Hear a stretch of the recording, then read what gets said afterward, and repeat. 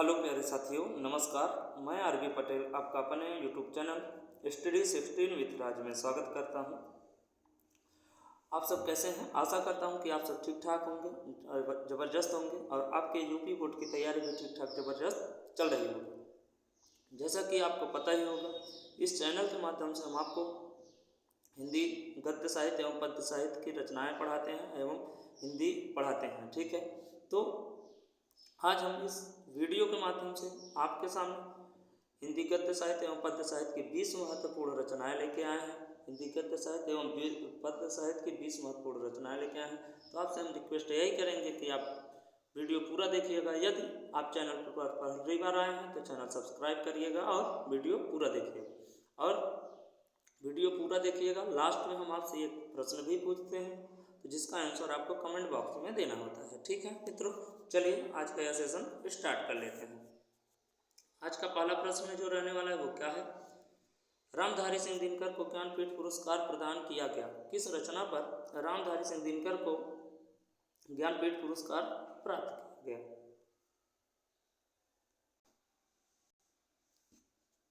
कुरुक्षेत्र, उर्वशी, रेणुका पर, हुंकार पर। तो आपका जो पहला का राइट आंसर रहने वाला है वो क्या रहने वाला है प्यारे मित्रों? उर्वशी। उर्वशी रचना पर रामधारी सिंह दिनकर को ज्ञानपीठ पुरस्कार प्राप्त किया गया। ठीक है, पहले का बी नंबर। ओके, चलिए अगला प्रश्न देखते हैं। छायावाद के प्रवर्तक के रूप में जाने जाते हैं? कौन जाने जानते हैं छायावाद के प्रवर्तक रूप में? सूर्यकांत त्रिपाठी निराला, जयशंकर प्रसाद, सुमित्रा नंदन पंत, महादेवी वर्मा। तो आपका दो का जो राइट आंसर रहने वाला है क्या रहने वाला है? सुमित्रा नंदन पंत। दो का सी नंबर प्रश्न, छायावाद के प्रवर्तक के रूप में माने जाते हैं, ये भी हैं। एंड आचार्य रामचंद्र शुक्ल भी छायावाद के प्रवर्तक के रूप में माने जाते हैं। ठीक है, अगर जहाँ दोनों आ जाए तो फर्स्ट प्राथमिकता सुमित्रा नंदन पंत जी को आप देंगे, छायावाद के प्रवर्तक के रूप में माने जाते हैं। ठीक है, चलिए आज का अगला प्रश्न हम लोग देखते हैं। सॉरी मित्रों, ये आपका जो राइट आंसर रहने वाला है ये सुमित्रा नंदन पंत नहीं, दो का जयशंकर प्रसाद। ठीक है प्यारे बच्चों, जयशंकर प्रसाद छायावाद के प्रवर्तक के रूप में माने जाते हैं, वही उनका है सुमित्रा नंदन पंत का जयशंकर प्रसाद। दो का बी नंबर। ठीक है, दो का बी नंबर जयशंकर प्रसाद, पहले का बी दूसरे का बी। ठीक है, तीसरा प्रश्न देखते हैं। अयोध्या सिंह उपाध्याय हरिऔध की रचना है? अयोध्या सिंह उपाध्याय हरिऔध की रचना है, साकेत है, पल्लव है, प्रिय प्रवास, गीत। तो आपका तीन का जो राइट आंसर रहने वाला है क्या रहने वाला है? सी, प्रिय प्रवास। तीन का सी, प्रिय प्रवास। ठीक है प्यारे मित्रों, चलिए अगला प्रश्न देखते हैं। आधुनिक हिंदी काव्य का वैतालिक कहा जाता है? आधुनिक हिंदी काव्य का वैतालिक कहा जाता है किसको? जयशंकर प्रसाद को, भारतेंद्र हरिश्चंद्र को, सूर्यकांत त्रिपाठी निराला को, रामधारी सिंह दिनकर को। तो आपका जो राइट आंसर रहने वाला है वो क्या रहने वाला है? भारतेंद्र हरिश्चंद्र, भारतेंद्र हरिश्चंद्र। चार का बी नंबर। ठीक है, चार का बी नंबर, तीन का सी नंबर आप देख ही चुके हैं। चलिए अगले तरफ चलते हैं। 5 नंबर, विद्यापति कवि हैं, किस काल के कवि हैं? भक्ति काल के, रीति काल के, आदि काल के, आधुनिक काल के। तो आपका 5 का जो राइट आंसर रहने वाला है वो क्या रहने वाला है प्यारे मित्रों? आदि काल के। विद्यापति कवि हैं किसके? आदि काल के। ठीक है, चलिए आज का 6 नंबर प्रश्न देखते हैं। नौका विहार कविता अवतरित है गुंजन से, वीणा से, पल्लव से, युगांत से। तो नौका विहार 12 वाले विशेष रूप से इसको बताएंगे। देखिए ये 9 to 12 एंड एबव उसके ऊपर तैयारी कर रहे हैं जो भी, अगर उसमें हिंदी का सिलेबस है तो सबके लिए ये वीडियो अच्छा रहने वाला है। ठीक है, देखिए नौका विहार गुंजन से, वीणा से, पल्लव से या युगांत से। तो आपका जो राइट आंसर रहने वाला है वो क्या रहने वाला है प्यारे मित्रों? पल्लव से। पल्लव किसकी रचना है? मैथिली शरण गुप्त की रचना है और वहीं से नौका विहार लिया गया है। ठीक है, चलिए नई कविता का आरंभ माना जाता है 1938 से, 1943 से, 1951 से, 1971 से। तो नई कविता का युग जो माना जाता है वो क्या माना जाता है? 1951 से। ठीक है, 1951 या 1947। नई कविता का युग किसे कहा जाता है? शुक्लोत्तर युग को। ठीक है, स्वातंत्रोत्तर युग। तो 38 से 47 के ऊपर के यही है। ठीक है, ये माना जाता है 51। चलिए अगला प्रश्न देखते हैं। अज्ञेय को भारतीय ज्ञानपीठ पुरस्कार प्राप्त हुआ।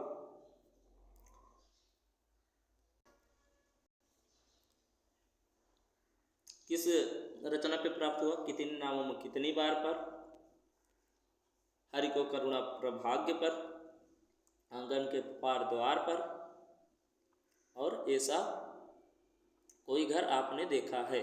तो 294 का जो राइट आंसर, सॉरी ये 9 कौन सा 8 का जो राइट आंसर है, अज्ञेय को भारतीय ज्ञानपीठ पुरस्कार प्राप्त हुआ। किस पे प्राप्त हुआ?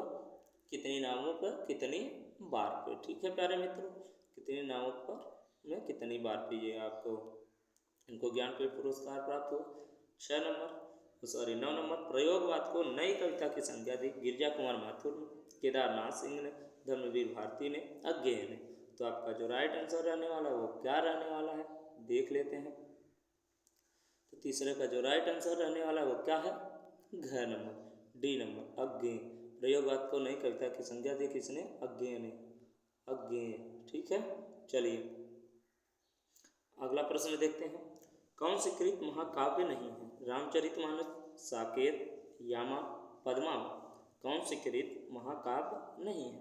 रामचरितमानस, साकेत, यामा, पद्मावत। तो आपका जो राइट आंसर रहने वाला वो क्या रहने वाला है प्यारे मित्रों? यामा। यामा महाकाव्य नहीं है, एक काव्य ग्रंथ है लेकिन महाकाव्य नहीं है। महावीर प्रसाद द्विवेदी लेखक हैं। महावीर प्रसाद द्विवेदी लेखक हैं जीवन और दर्शन के, आँख की थाह के, रसाग्य रंजन के, तिब्बत यात्रा के। तो आपका जो राइट आंसर रहने वाला है 11 का क्या रहने वाला है? ए नंबर, जीवन और दर्शन के महावीर प्रसाद द्विवेदी लेखक हैं। महावीर प्रसाद। चलिए अगले प्रश्न की तरफ चलते हैं। अपनी खबर रचना विधा है। अपनी खबर की कौन सी विधा रचना है, मतलब किस विधा की रचना है? आत्मकथा की, जीवनी की, रेखा चित्र की, संस्करण की। तो आपका जो राइट आंसर रहने वाला है क्या रहने वाला है? आत्मकथा। अपनी खबर, देखिए पता ही चल रहा है, अपनी स्वयं की खबर। ठीक है, राधा कृष्ण दास के लेखक हैं। राधा कृष्ण दास के लेखक हैं, भारतेंदु युग के हैं, द्विवेदी युग के हैं, छायावाद युग के हैं, छायावादोत्तर युग। तो राय कृष्ण दास जो आपका राधा कृष्ण दास जो रहने वाले हैं भारतेंदु युग के लेखक हैं। ठीक है, अगले तरफ चलते हैं। श्रृंगार रस मंडन के रचनाकार हैं विट्ठलनाथ, नाभादास, चतुर्भुज दास, ज्योतिषर ठाकुर। तो आपका जो राइट आंसर रहने वाला है वो क्या है? विट्ठलनाथ। श्रृंगार रस मंडन के रचनाकार हैं विट्ठलनाथ। ठीक है, अगले तरफ चलते हैं। उत्तर प्रदेश सरकार में शिक्षा मंत्री और मुख्यमंत्री पद को अलंकृत करने वाले साहित्यकार कौन थे? ऐसे कौन से साहित्यकार थे जो मुख्यमंत्री पद को भी सुशोभित किए और शिक्षा मंत्री को भी? तो आपका जो राइट आंसर रहने वाला है वो देख लेते हैं क्या रहने वाला है।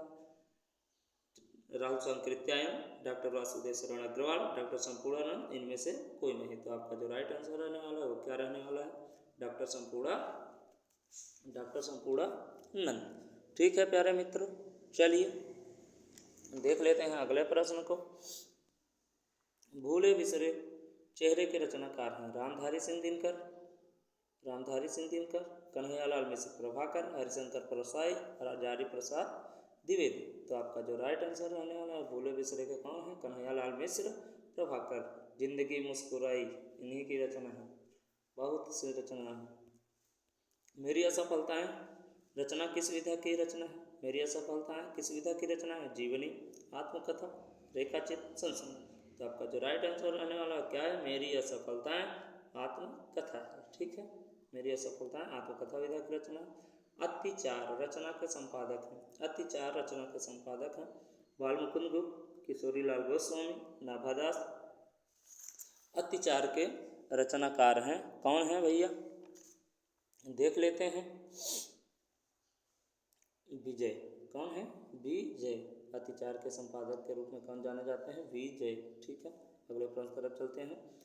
निम्नलिखित में कौन सी रचना यात्रा वृत्तांत है? स्मृति लेखा, आवारा मसीहा, नीलम देश की राजकन्या, आखिरी चट्टान। तो आपका जो राइट आंसर रहने वाला क्या रहने वाला है? आखिरी चट्टान।